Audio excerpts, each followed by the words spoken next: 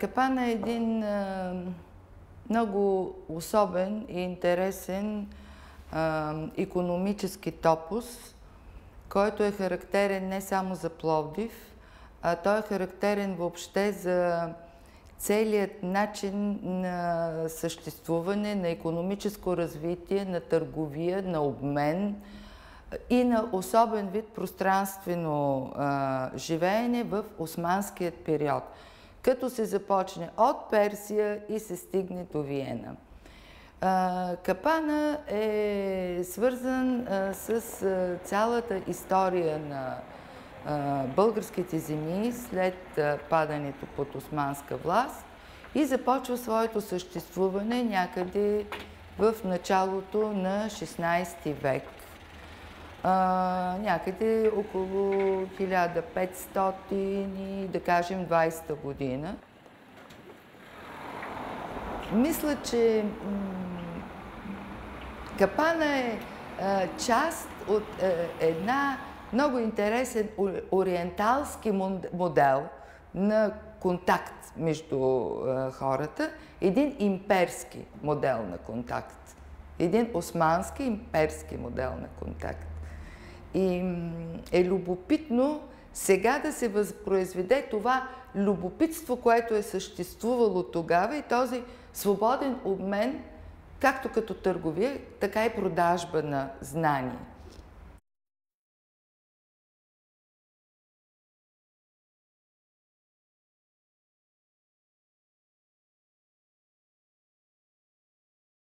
In the end, I think it's the philosophy of money, the fact that money is like a fetish to many people, but in the end it's something very prosaic itself, but it reflects extremely important social characteristics of the given society, and it's like really like blood, even though I don't like many medical metaphors in the economics. It reflects everything that goes on in the organism. It's only your ability to read that's important, to read the signs.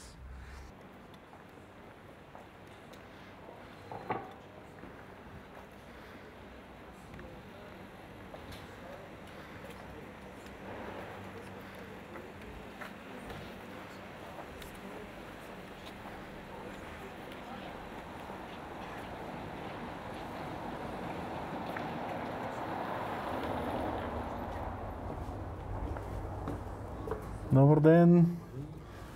Аз ще ви питам, как върви бизнеса напоследък? Ами бизнеса тук от няколко месеца е доста зле. Временният тук в България специално, за кое се плаща повече? За самото злато или за изработката? Ами малко в България клиентът е, не знам как да кажа, неориентиран и непросветен. Не се цени изработката, ами просто като влизат и питат колко е при вас грама. Все едно отиват купуват от борса злато. А да. Това при нас основно изделие. А защо според вас така? The thing about gold is that this crisis has shown us gold is still the money. And the reason why that is so is that money is two things. The one thing is the paper that we see, but the other thing is actually the trust between people, which is behind the money.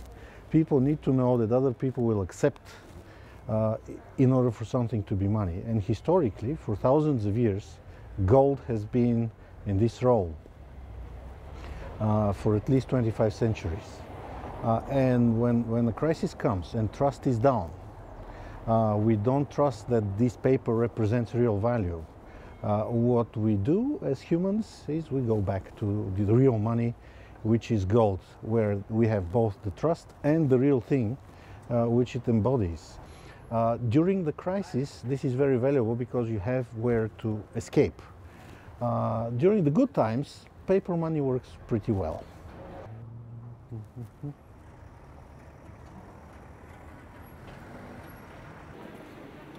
То е едно място, което представлява един обмен търговски между всички националности и народи, които съществуват в рамките на Османската империя. Значи това е едно голямо пазарище, в което се обменят стоки между араби, евреи, гърци, арменци, българи, сърби. Тоест, там е концентриран целият търговски обмен на цялата Османска империя.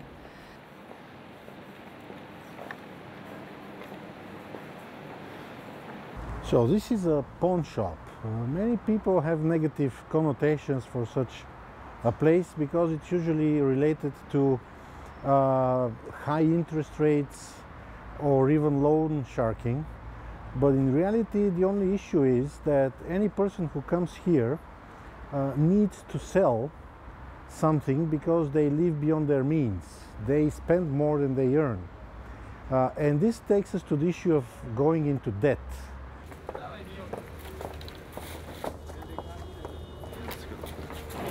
Now, this is a bank.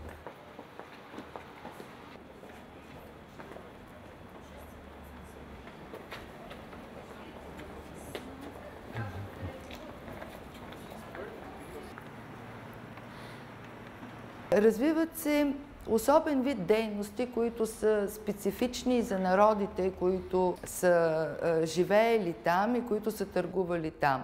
Например, арменците са се разпрострирали някъде в периферията към моста на река Марица и са били прочути с това, че са правили специалните забрадки за жените на бейовете. Други са се развивали като железари, като златари, като абаджии. Тоест, един организъм, който непрекъснато се е развивал и който е контактувал помежду си на базата на търговията, на обмяната на стока и в един изключително многоязичен аспект. Здравейте. Здравейте. Някакви въпроси ще ли? Имам, да, имам. Към мен да ми е. Как върви бизнес? В смисъл, хората обменят ли? Обменят, но по-малко обменят такива по-дребни суми. Дребни суми. суми. От 50 до 200 евро. Основно в евро? Основно. Евро. По-малко са доларите, защото да, я знам. Долара играе нагоре, надолу. Хората се разплащат с евро. Usually the exchange bureau is a pretty good business for the owner of the bureau because he's not really betting on anything. He's just taking a fee for a service. But exchanging currency is usually a sort of a casino for the people who perform it because they go from one currency to another and exchange rate can really change very rapidly. We were just talking about a dollar, and basically what he said is we call the dollar an elevator now.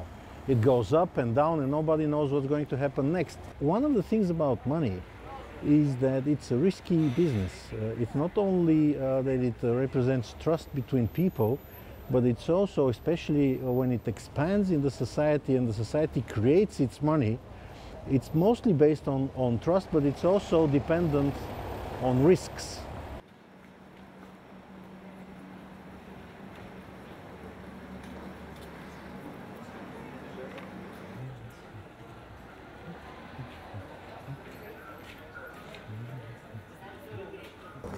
Okay, so we constantly ask ourselves, why do we constantly have to grow and then suddenly flop?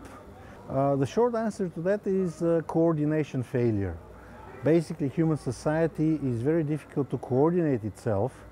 The markets are usually an excellent means for coordinating human activities, but they are not flawless. They usually push people towards optimizing and growing constantly. But in this process of growing and optimizing are sown the seeds of the next flop. When it turns out that you have taken too many risks, you have over-trusted, you have had overconfidence, unrealistic expectations, and life has its ways to show you that, and then you flop, inevitably.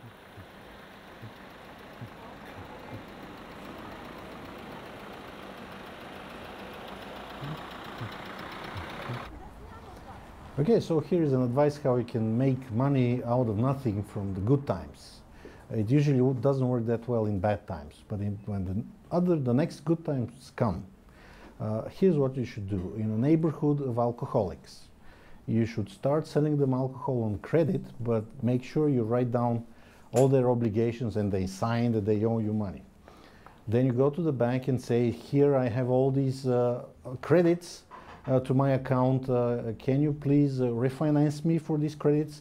And then I'll sell you an obligation which is based on these debts that I'm owed by the alcoholics in my neighborhood.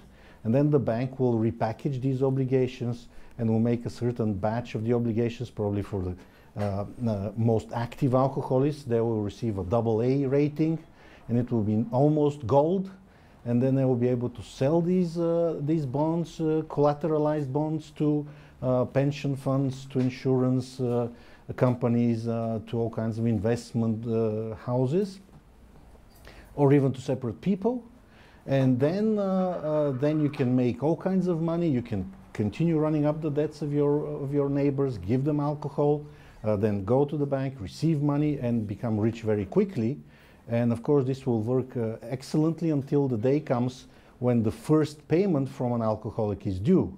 When this moment starts getting near, my advice would be buy a ticket for the Caribbean and go there.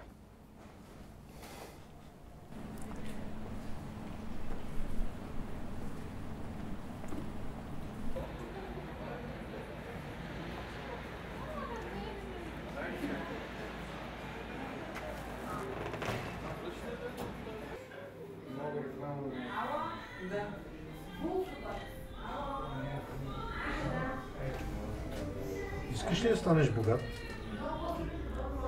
Бих предпочел да не ставам.